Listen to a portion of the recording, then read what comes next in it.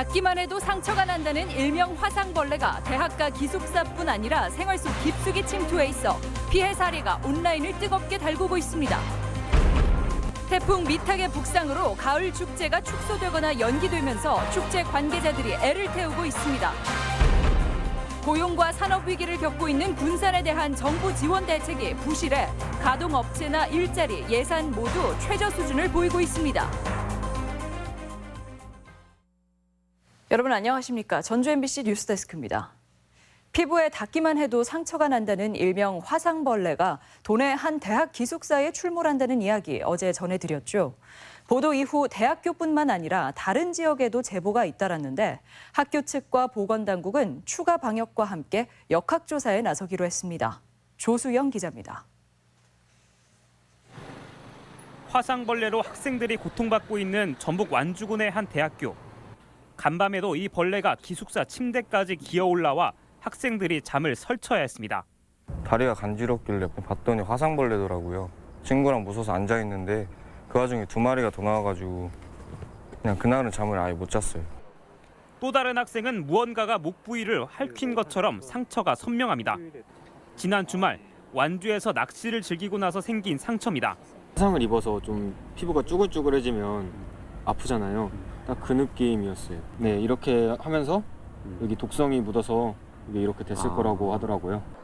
화상벌레로 불리는 청딱지 개미 밤날개 뉴스가 나가면서 완주뿐 아니라 다른 도시에서도 목격담이 이어지고 있습니다. 그 주육이 옆에 붙어 있어가지고 세로로 진짜 뉴스에서 얘기 안 해줬으면 몰랐죠. 전에도 몇 마리 나왔을 때는 그냥 빈손으로 잡아서 주로 동남아에 서식하는 것으로 알려진 화상벌레는 국내에서도 50여 년 전 전남에서 처음 출현한 바 있고 이후에도 곳곳에서 피해 사례가 보고돼 사실상 토착화됐다는 게 학계 정설입니다. 우리나라에 이제 분포를 하는 종이고요. 낮에는 모기 활동을 하고 이제 밤에 집이라든가 빛을 발하는 장소에 이끌려서 실내로 유입되거나. 국내에는 화상벌레 전용 퇴치약이 없지만 모기 살충제로 어느 정도 효과를 볼 수 있습니다. 가정에서는 연고라든지 준비해두고 거의 한 99% 그때를 다 치고 잡니다. 굳이 더운데 왜 칠까 그런 생각했는데 벌레도 못 들어오게 하는 그런 기능으로. 전문가들은 강한 독성을 지닌 화상벌레에 닿았을 경우 절대 손으로 문지르지 말고 재빨리 비눗물로 상처 부위를 씻어낸 뒤 병원을 찾으라고 당부했습니다. MBC 뉴스 조수영입니다. 도내엔 현재 18호 태풍 미탁의 영향으로 태풍 예비특보가 내려져 있습니다. 현재까지 강수량은 남원이 58.7mm, 순창 49.5mm, 정읍 14.5mm를 기록했고 모레까지 최대 300mm의 비가 더 내리겠습니다.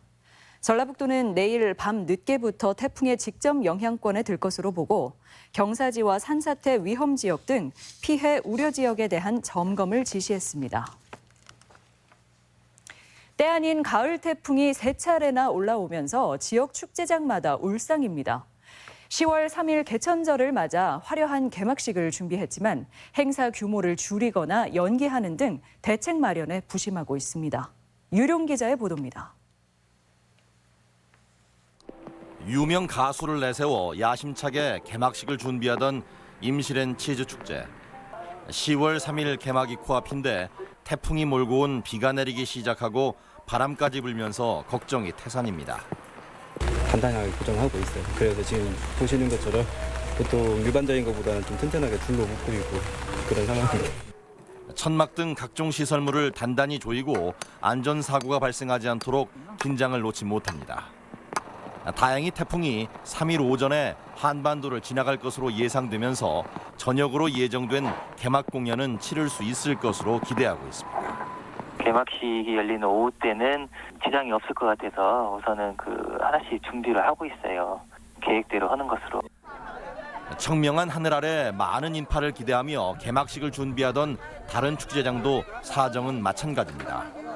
고창의 모양성제는 거리 퍼레이드와 축성에 참여했던 19개 고을에 깃발을 올리는 행사를 하루 연기했습니다. 부안 곰소 젓갈 축제는 3일 낮 행사는 간략히 치르고 기상 여건을 봐가며 저녁 개막식을 진행한다는 계획입니다. 오후에 별 영향이 없으면 오후 6시에 개막식을 진행을 하고요. 아니면 3일 행사를 취소할 겁니다. 이미 이제 공연비는 지출이 됐기 때문에 그 부분 때문에 좀 약간 고민을 하고 있습니다. 올 가을 들어 벌써 세 번째 북상한 태풍 진로에 따라 지역 축제가 출렁거리면서 가을 최대 불청객은 태풍이라는 말이 나오고 있습니다. MBC 뉴스 유룡입니다. 한국은행 전북본부가 도내 400여 업체를 조사한 결과 9월 중 제조업 업황 기업 경기 실사지수는 59로 전월과 동일했고 비제조업은 60으로 한 달 전보다 4포인트 하락한 것으로 나타났습니다. 기업 경기 실사지수는 100을 기준으로 그 이하면 부정적인 답변이 우세하다는 것을 뜻합니다. 전주지방검찰청 최용훈 차장검사는 피의 사실 공표 기준을 강화해 언론 보도가 제한되고 있다는 지적에 공감하며 형사사건 가운데 규모가 큰 사건은 공개하는 방향으로 가야 한다고 밝혔습니다. 조국 법무부 장관의 수사 외압 논란과 관련해선 피의자 가족이 담당 검사와 통화하는 일이 드물긴 하지만 불가능한 건 아니라며 말을 아꼈습니다. 익산에서는 동산동 주민들이 음식물 쓰레기 반입을 저지하는 일이 처음으로 벌어졌습니다. 처리장에서 나오는 악취로 고통을 겪고 있는데도 시설 개선이 전혀 이뤄지지 않았다며 실력 행사에 나선 겁니다. 임홍진 기자입니다. 주민들이 위탁업체 마당을 점거하고 음식물 쓰레기 반입을 막고 있습니다. 지난 2010년 처리장이 가동에 들어간 이후 악취에 시달리며 일상생활에 상당한 지장을 받아왔다고 주장합니다. 냄새가 많이 나기 때문에 지나가는 사람이나 이 동산동이 어떻게 이렇게 해서 살고 있냐는 그런 얘기를 많이 듣고 있습니다. 하루 처리 물량이 80톤에 이르지만 시설 개선은 거의 없었고 처리장에 대한 특혜 의혹마저 제기돼 반입 저지 행동이 불가피하다고 항변합니다. 또한 이참에 음식물 쓰레기 처리장을 소각장 부지로 옮겨 효율적인 자원순환 정책을 펴야 한다고 촉구했습니다. 소각시설에서 나오는 폐열을 이용하면 음식물 처리를 아주 저비용으로 고효율로 할 수 있는 기반시설이 있다는 걸 확인을 했습니다. 익산시는 주민들을 상대로 협의를 계속하는 한편 시민들에게 쓰레기 발생 감량을 당부했습니다. 이에 앞서 음식물 쓰레기 처리장 시설 개선 변경 허가를 막기 위해 환경공단에 기술 검토를 의뢰했습니다.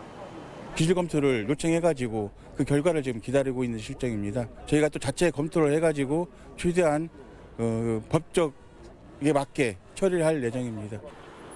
공동주택이나 일반주택, 사무실 등에 당장 영향은 미치지 않겠지만 나흘간으로 예정된 반입 저지 여파가 점차 커질 것으로 전망됩니다.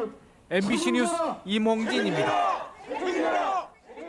문재인 정부가 초유의 위기를 맞은 군산에 눈물을 닦아주겠다며 여러 차례 전북을 찾아 관련 대책을 쏟아냈는데요.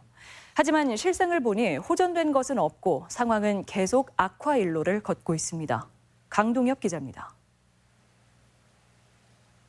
문재인 정부는 한국GM 군산공장 폐쇄와 군산조선소 가동중단 국면에서 신음하는 군산을 챙기겠다고 강조했습니다. 위기지역 지정에 이은 산업 활성화 대책은 지역 회생의 불씨로 여겨졌습니다.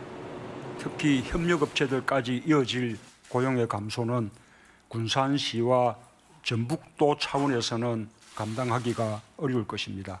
군산 지역 경제를 살리기 위한 특단의 대책을 하지만 정부 대책의 약발이 전북에는 좀처럼 미치지 않고 있습니다. 자동차 협력업체의 3분의 1이 문을 닫았고 군산조선소 협력업체는 반토막이 났습니다. 특히 휴폐업 업체의 절반이 지난해 정부의 긴급자금 지원이 시작된 이후에 발생했습니다. 일자리가 크게 감소하면서 직장을 잃은 노동자가 도내에 재취업한 경우는 2%대로 미미한 수준입니다. 사정이 이런데도 전북에 배정된 부품기업 지원 예산은 전체의 10% 남짓에 그친 상황. 관공선 공급 대책마저 타시도의 잔치가 되면서 오히려 전북이 소외된 것 아니냐는 지적까지 나오고 있습니다. 군함 같은 걸 제조를 해야 되는데 그건 우리가 할 수가 없거든요. 근데 사실상 그것도 아니고 생색내기용이었다고 이렇게 생각이 돼요. 현 정부가 성원을 보낸 도민의 바람을 제대로 이해하고 노력하고 있는지 되짚어볼 필요가 있어 보입니다. MBC 뉴스 강동엽입니다. 총선이 6개월 앞으로 다가온 가운데 도내 의원 반 이상이 새로운 정치 세력을 놓고 거취를 고민하고 있습니다. 대안 세력인 제3지대 신당을 놓고 민주평화당이 분당 사태를 맞은 데 이어 바른미래당도 분화를 시작했기 때문입니다. 이창익 기자입니다. 바른미래당의 분당이 가속화하고 있습니다. 손학규 대표 중심의 당권파에 맞선 유승민 의원의 비당권파가 변화와 혁신을 위한 비상행동을 출범시키며 결별을 예고했기 때문입니다. 당장 전 원내대표인 김관영 의원과 정운천 의원 모두 거취를 놓고 장고에 들어갔습니다. 제 거취 문제는 우선 우리 시민들의 뜻을 최대한 받들어서 우리 전주 또는 전라북도 발전을 위한 그러한 국회의원이 되겠다는 것을. 이미 민주평화당에서 뛰쳐나온 대한정치연대가 구체적인 창당 준비에 들어가면서 상황은 더 복잡한 양상입니다. 전북은 기존 3당 구도에서 대한정치연대와 변혁 비상행동의 출범으로 정치 세력이 급격히 분화하는 양상입니다. 기존 민주당과 잔류한 평화당 의원들 외에는 남은 기간 어떤 이합 집산이 이루어질지 그 누구도 알 수 없는 상황입니다. 평화당에서 탈당한 대한정치연대는 바른미래당 분화 과정에서 자리를 잡지 못한 의원과 무소속 그리고 민주당 공천 탈락자까지 끌어안아 총선을 치른다는 방침입니다. 기득권 양당 체제에 동의하지 않는 그런 세력이라면 풍갑게 함께 해 가려고 노력을 해갈 것입니다.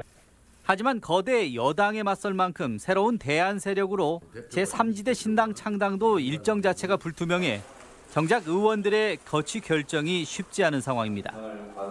총선을 앞두고 정치권의 이합 집산이 시작됐지만 도내 의원들의 반 이상이 어떤 옷을 입고 총선을 치를지는 여전히 미지수입니다. MBC 뉴스 이창익입니다.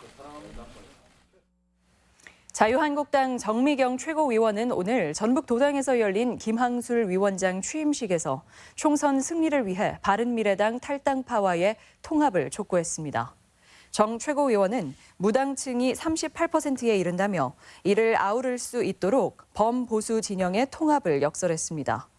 한편 신임 김 도당 위원장은 전북의 목소리를 중앙에 전달하는 교두부가 되겠다며 포부를 밝혔습니다. 전북 최대 가야 고분군인 장수 동촌리 고분군이 국가문화재로 지정됐습니다. 전라북도는 5세기에서 6세기쯤 장수 마봉산 산줄기를 따라 분포한 83개의 지배계급 무덤인 장수 동촌리 고분군이 사적 552호로 지정됐다고 밝혔습니다. 고분군에서는 백제계 토기도 발견돼 가야와 백제 간의 역학관계를 밝힐 중요 유적으로 평가되고 있으며 오는 4일 장수에서는 사적 지정 기념 행사가 열릴 예정입니다. 2019 전주 세계 소리축제가 바람, 소리를 주제로 내일부터 닷새간 개막합니다.